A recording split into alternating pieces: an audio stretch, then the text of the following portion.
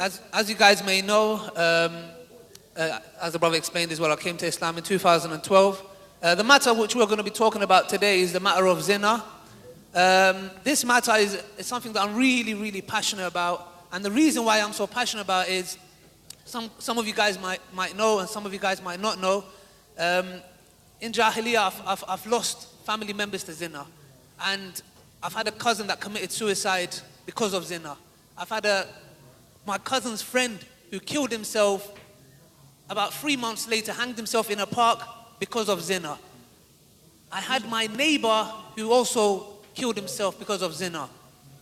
Unfortunately, the community that I come from is very lost. And wallahi, sometimes when I look at born Muslims, and I just feel like expressing myself how blessed they are to have Islam. Because when I look at the youth in my community, wallahi, by Allah, they're so lost. And obviously it's a passionate topic for me. I don't want to waste the time because we've got some really important questions that we want to talk about. And wallahi, it's a great honor for me to be with, like right now, sitting right next to him I can't explain to you. May Allah bless Brother Mufti Meng. I've learned manners, how to be humble, how to get rid of my arrogance by watching his videos. May Allah subhanahu wa ta'ala grant him Jannah. I'm not going to carry on any further because the topics are very important. And inshallah, we're going to get straight with it, inshallah. Jazakumullah khair. Bismillahir Rahmanir Rahim. To begin with, Assalamu alaikum wa rahmatullahi wa barakatuh once again. Bismillahir Rahmanir Rahim. Alhamdulillah wa salatu wa salamu ala Rasulillah wa ala alihi wa ashabihi wa man ihtada bihudahu wa ba'd. It was such an honor to have met Brother Ali yesterday for the first time. And alhamdulillah, some of you who might be on Snapchat or Instagram might have seen the post he posted. And just a quick clarification, I see he's a little bit nervous maybe. Am I right? Yeah? Slightly nervous? Oh, you've got over it. Okay, that's good. But I can just say something quickly. We're all human beings. We're all trying to help one another. I'm sure you guys make dua for me as well. What I'd like to let you know is yesterday we were trying to take a picture. So as I was pressing the screen, I noticed this white light from it. You guys probably know, those who have iPhones. I said it earlier, but I'm repeating it because the man is here, okay? So what happened is, he said, that's a video. So I said, oh, salam alaikum, and whatever I said, and that went viral if I'm not mistaken. Anyway, that's okay. We're speaking about zina. For those who don't know what it means, it's talking of adultery or fornication, sexual misconduct, misbehavior. Now, to begin with, Allah has made marriage very easy. And Allah has facilitated it. It's so simple. If you think, nah, it's difficult, it's because of something that's holding you down, that's not Allah. That's what it is. It's not Islam. It's not Allah. It's not the rule of Allah. It's something else that's holding you back, holding you down, prohibiting, stopping, putting obstacles. It can never be Allah subhanahu wa ta'ala. So Allah has made it easy so that no one has an excuse to say, I committed adultery. It's one of the kaba'ir. It's one of the major sins. It removes the nur from the face of an individual. And it removes the happiness and contentment from the life of an individual. And it takes away the chances of you or me or anyone else going into paradise with ease. So it's not like you won't enter paradise. May Allah subhanahu wa ta'ala grant us all paradise. But you need to seek forgiveness. You need to make amends. You need to become once again a person who's asked Allah's forgiveness and said, look, I've done whatever I've done in the past. It's over, it's gone. I don't want shaitan to bog me down. I've started a new life and oh Allah, forgive me, grant me paradise. Once you're genuine and sincere, do not let shaitan make you go back to think about what happened and destroy your future. Because one of shaitan's plans is he makes you lose hope. Losing hope in the sense that, someone comes and says, I've committed adultery or fornication or I've cheated and I've done this and that and I made tawbah, but it's eating me alive. I can't read salah anymore. I feel too dirty. That's shaitan. The first part of it was the mercy of Allah that made you turn to Allah. But the second part of it is the devil making you think, hang on. Allah won't forgive you. No way. You went a little bit too far, No matter what you've done, remember that Allah subhanahu wa ta'ala will forgive you. Listen to these beautiful verses. Allah subhanahu wa ta'ala says, وَالَّذِينَ إِذَا فَعَلُوا فَاحِشَةً أَوْ ظَلَمُوا أنفسهم ذكروا الله فاستغفروا لذنوبهم ومن يغفر الذنوب إلا الله ولم يصروا على ما فعلوا وهم يعلمون أولئك جزاؤهم مغفرة من ربهم وجنات. Amazing. Allah is saying, those who have transgressed against themselves, committed immorality, those who have engaged in immoral acts, and this includes adultery, fornication, and everything we're speaking about this evening in terms of sin. Those who have engaged in immoral acts, or they have oppressed themselves, remember Allah and seek forgiveness. And who is there to forgive besides Allah? You know what Allah subhanahu wa ta'ala says? If they do not continue in their bad ways, which means if they've turned and they've changed their lives, and they know that they have actually turned for the sake of Allah, they don't knowingly go back and commit the sin. Allah says for them is forgiveness and paradise. So Allah is talking about those who did commit the sin, that hang on, there's a way to get to paradise, and that is mend your ways. Forget about the past by seeking forgiveness. Don't just say, okay, I was bad, now I'm good. Ask Allah's forgiveness. I was bad, oh Allah forgive me, now I'm good. And then don't lose hope. I've come across so many people, and I'm sure Ali, we had a chat just before the session and we were exchanging notes, and he was telling me that a lot of people ask about halal dating, for example. And I was busy telling him, you know, the dates that I know that are purely halal are from Medina Munawwara. Those are the ones really, they have chocolate coated, they now have strawberry, they have so much. Those are halal dates, my brothers and sisters, really, halal dates. You know them? You know them? MashaAllah, tabarakallah. But anyway, we'll get to that, halal dating. What I'm saying right now is of utmost importance, and that is, brothers and sisters, what you've done cannot be undone except through tawbah. That's it. When you engage in tawbah, it is undone. When we say undone, listen to another verse. Allah subhanahu wa ta'ala speaks about zina and major sins in Surah Al-Furqan towards the end. And Allah speaks about major sins. And then He says, those people who engage in major sins will be punished. But He makes an exception because He's so merciful. And He says, إِلَّا مَن تَابَ وَآمَنَ وَعَمِلَ عَمَلًا صَالِحًا فَأُولَئِكَ يُبَدِّلُ اللَّهُ سَيِّئَاتِهِمْ حَسَنَاتٍ وَكَانَ اللَّهُ غَفُورًا رَحِيمًا. The exception is of those who have repented to Allah subhanahu wa ta'ala and after that done good deeds. Allah says for them, we will convert the bad deeds undone, isn't it? We were speaking about undoing bad deeds. We will convert the bad deeds by bringing them onto the right side of the scale into good deeds because they changed their lives after they asked Allah's forgiveness. So if you ask Allah's forgiveness from a sin, He will forgive you and He will wipe the sin out. And if you commit the sin again, you ask Allah's forgiveness again. He will forgive you. He will wipe the sin. And if you commit the sin a third time, you ask Allah's forgiveness. And the conditions are, admit your sin, regret it, ask Allah's forgiveness, and promise not to do it again. If those conditions are met, it's wiped out, gone. Don't doubt the forgiveness of Allah. Don't ever. Don't allow shaitan to come to you and make you think, you know what? I'm not forgiven. If those four conditions were met, you are forgiven. So some might ask, what if after some time I committed it again because, you know, I happened to fall. Although when I engaged in tawbah, I was genuine. Well, if you were genuine, be genuine once again. And genuine a third time. And genuine up to the time you die. If the sin was repeated without having planned it at the time of your previous tawbah, you know what? You will still be deserving of the mercy of Allah. That tawbah is acceptable. But one is for your tawbah to be accepted in a way that the sin is wiped out. The other is for your tawbah to be accepted and your sin is converted to a good deed. When will that be? When you have changed your life. That's the condition. And done only good deeds thereafter, avoided major sin thereafter, then you are owed something else. Because once you sin once, you regret. That feeling of regret is a sign of iman, sign of belief. When you commit the same sin again, your regret is a little bit less. Third time it's less. 4, 5, 6, 7 times it becomes a habit. You start enjoying committing a sin. And this is why if you can ask Allah's forgiveness and quit, knowing that you can do it but you're not doing it for the sake of Allah, Allah says, you know what, you deserve that bad deed becomes a good deed. You know why?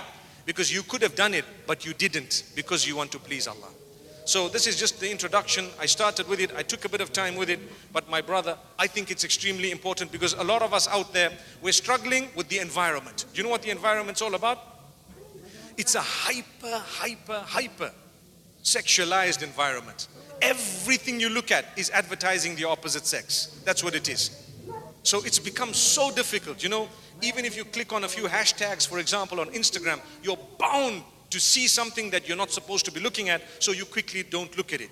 It doesn't mean the first look is yours. So, one of the sheikhs in Nigeria, when we were there, he was giving an example. He says, you see, you have the phone, and if you see something that you're not supposed to be looking at, some of the people say, brother, look at this. Now, you know what?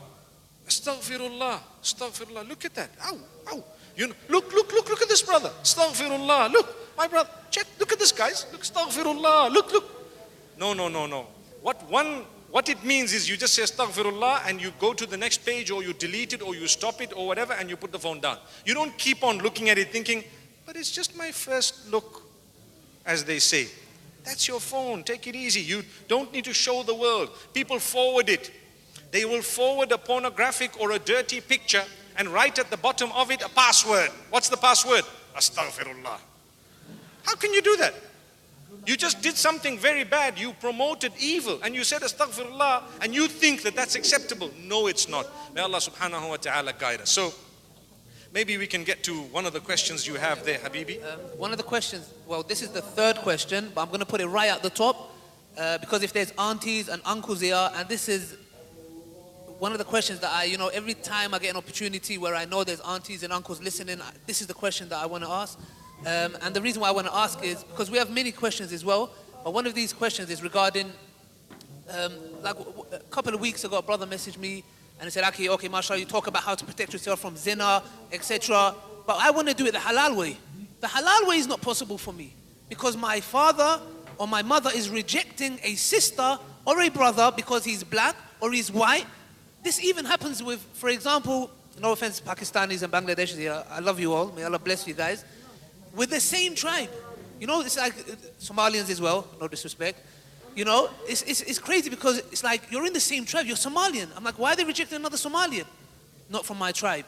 So this is the main question and one of the biggest reasons which I believe, from what I've seen out there, the reason why the youth take the road to zina. So how could one protect themselves, and what kind of advice would you give to the parents who are making it hard for the children to do it in a halal way, the marriage? It's a question that I've been a victim of myself. Me too. Confessions of some time back, mashallah. May Allah forgive them and forgive us. I look at it in hindsight and I say, Allahu Akbar, perhaps we were meant to be, advising the parents, my beloved parents who are here and who will listen to this later on. If you have not followed the method that Allah subhanahu wa ta'ala has taught you through Rasulullah sallallahu alayhi wasallam, when it comes to the marriage of your children, you've lost the plot. You think it's your child.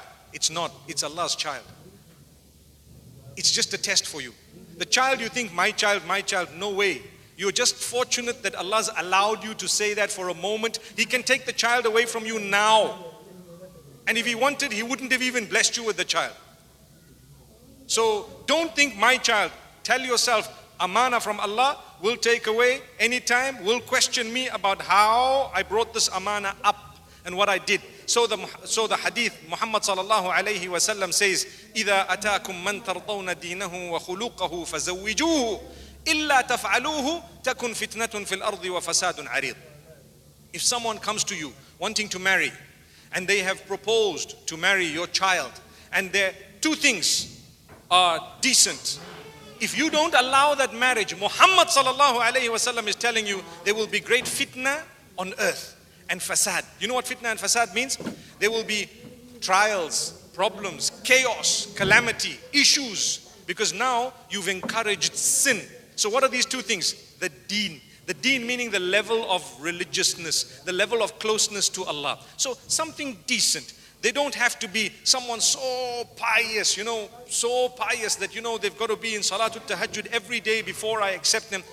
Dear dad, you don't even read Tahajjud yourself. So stop it. They must be totally honest. Dad, you lie as well. I've caught you lying so many times. Sometimes, astaghfirullah, I shouldn't say this, but I feel like putting a CCTV in my own home just to prove to people who live with me sometimes, you did say this, didn't you? The laughter means a lot of us would love to do that. Well, subhanallah, do it. Do it.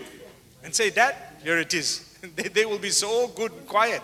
And tell them, those sheikhs you are a friend of, I'm going to show them how you operate in the home. They will be so upset. What about Allah? Allah's watching all the time. You're not worried about Allah subhanahu wa ta'ala. So, if someone comes to you, the deen is okay and the character is okay. They speak to you with respect. They're ready to respect your child. They have a sense of responsibility. Let the marriage happen. Let it happen. So someone might say, oh, but the hadith speaks about kufu. You know what kufu is? It means they need to be on a similar cultural line. That's a misinterpretation of the word. You have not interpreted the hadith correctly. You're talking of similarities in terms of the upbringing. So if you're brought up in London, you've been to the similar schools, you've gone up, you've had similar upbringing, you know what's happening, that's kufu. The color is never an issue. The tribe is not an issue. Bilal ibn Rabah was known as radiyallahu anhu. What was he? He was from Africa, subhanallah. Suhaib al-Rumi, he was from Rome, subhanallah. He was a white man. They were companions for a reason. If Allah wanted, they wouldn't have been companions, but they were companions for us to learn a lesson later on to say, hang on. Do not be a racist. Do not be a tribalist. You come from this tribe. Do you know a lot of us, and I'm going to say this to the older people, a lot of us, even though we think that we're not racist, we are. Even though we think we're not tribalist, wallahi, search your heart. You think, the guys from my village are slightly better than the guys from that village. What village are you talking about? The guys from up north are a little bit backward from the guys in London. I don't know if you've heard that. We've got a problem with people who come from another area. Wallahi, in India, there is a river. If you're from the other side, you're a baddie. And if you're from this side, those people consider you a baddie. The same applies in the Philippines. If you come from the south, you're khalas. You're somewhat on another level altogether. Why? When the hadith speaks clearly, the verse of the Quran speaks about Adam and Hawa being created. Your forefathers, subhanallah. You are all from the family of the Prophet. Do you know that? Everyone, including myself. We are honored to be from the family of the Prophet. Which Prophet is the question? Allah subhanahu wa ta'ala grant us an understanding. Because Nuh alayhi salatu wasalam is the closest common grandfather whom we know for a fact was our father. So aren't you from the family of the Prophet Nuh? May Allah's peace and blessings be upon him. There you are. So if an African comes to you to marry your daughter and you happen to be, for example, Caucasian or Asian, and he tells you, listen, I would like to get married to your daughter, for example. Look at his deen and his khuluq and see the interest of your child. Because in Islam, it is prohibited to force your child to marry whom they do not want to marry. It's a major sin. Major sin meaning you are going to encourage so many other sins as a result. So remember this. If someone comes to you and your child, your son, your daughter has a keen interest and they are so keen for it, and you happen to look at the deen and the khuluq, you have to, by the instruction of Allah's messenger, let it happen. If you don't, you're a racist, you're a tribalist, you're a whatever elseist, and you know what? You're going to be caught by Allah subhanahu wa ta'ala. A lot of people are struggling because they went to school with someone, they went to uni with someone, and so on and so forth, and later on they came the proper way. Please come and see my dad, and the poor fellow comes to see the dad, and the dad says, no. Why? Your skin tan is 3.3 degrees more than mine. I don't know if tans are measured in degrees, Habibi, but I just had to say it, okay? degrees because of the heat. You know where you come from, Africa, like me? Subhanallah. Normally in Africa you find the hand is very dark. The reason is when you drive, you know, your hands are always burnt. So they look at your hand and say, this guy is extremely dark in complexion. So one guy says, let me open my button, see. Okay, may Allah forgive us. Wallahi, it's a problem. It's got nothing to do with the skin color, the tan. I come from Africa. Even among the Africans, sometimes they'll tell you, hey, this person's a little bit too dark. Hey, we're all Africans at the end of the day. Come on. Subhanallah. We're all human beings. Someone's got deen and khuluq. Please let it...